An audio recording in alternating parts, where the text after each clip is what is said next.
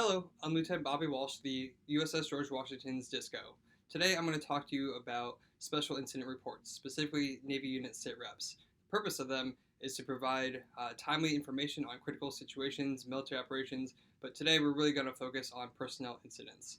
I'm going to walk you through generally how to draft a SITREP as well as common pitfalls when drafting and routing the SITREPs.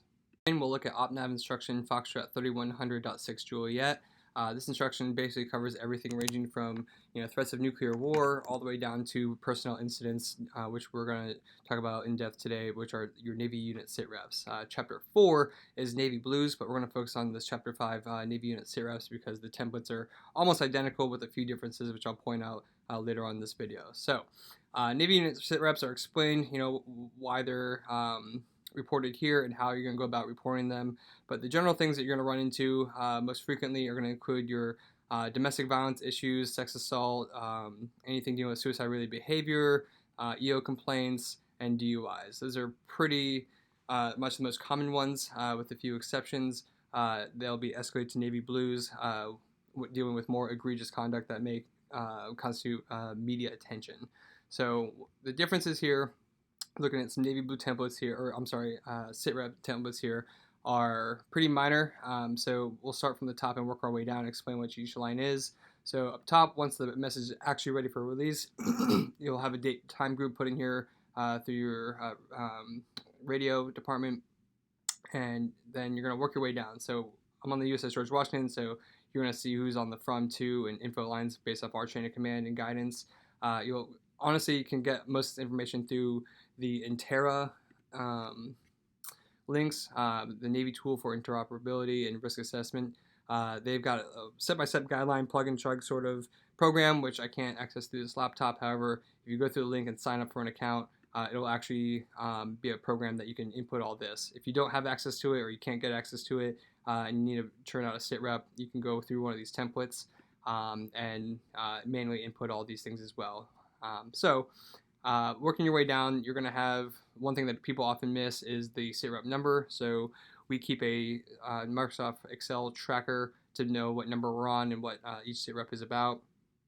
Working your way down through reference A, that's the instruction I just read you. Reference B, we fall under Fleet Forces, so we follow their requirements as well. And then next we'll talk about voice reports in a little bit. So when you're dealing with Navy Unit SITREPs, they're going to be labeled as such here, Navy Unit SITREP. Difference between Navy Blue and a SITREP here, you got Navy Blue listed right there. So working our way back with the SITREP, you're going to just plug and chug, city, state, and then you're going to write whether it's an initial or final SITREP. So most will be initials. Every now and then you may have a final, or you may have an update down in the summary lines down here. But the finals will typically come from closeouts for sexual assaults, or closeouts for EO complaints, or anything of that nature. So most SITREPs are going to follow the same pattern. One, you're going to describe the incident. So here we've got a DUI, so driving while intoxicated. You're going to just put the date, put the time if applicable. If there's anything here that you don't know, you just write unknown in all caps, and then you fill out the location. You're going to write off base, and then you're going to put in private residence, or on if there's a DUI, then it could have been at a whatever intersection. But if it's domestic violence over here, then yeah, you're going to put private residence or barracks room or something like that. Next, you're going to talk about where it occurred. So sometimes it could be on board a ship, or anywhere else. So then CONUS, OCONUS, and city and state.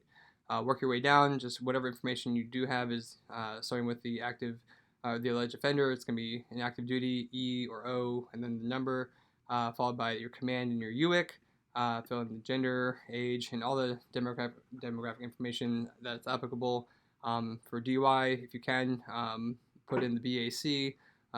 For other things such as DV, you sometimes see alcohol included as well, so you'll put alcohol if known, and then you won't always get a BAC if it's domestic in nature and the police show up and arrest them.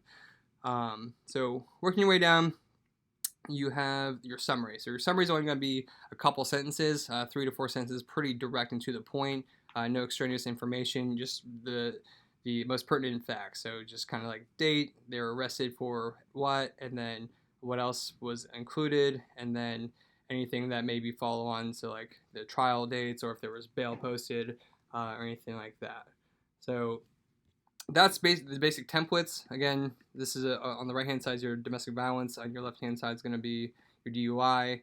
But again, sexual assault is pretty much the same. But here for us, not only do we have to give voice reports once cleared by RCO to CNL, who's our ISIC, then we also notify Fleet Forces for us here.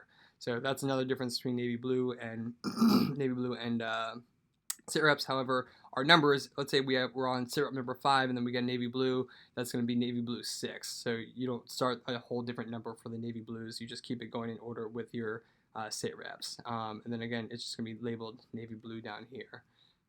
So that's the SITREPs in general, but when you route it, for our chain of command, it goes through our CDO, XO, CO, and then once the CO approves his voice reports, then you have to put in the voice reports here.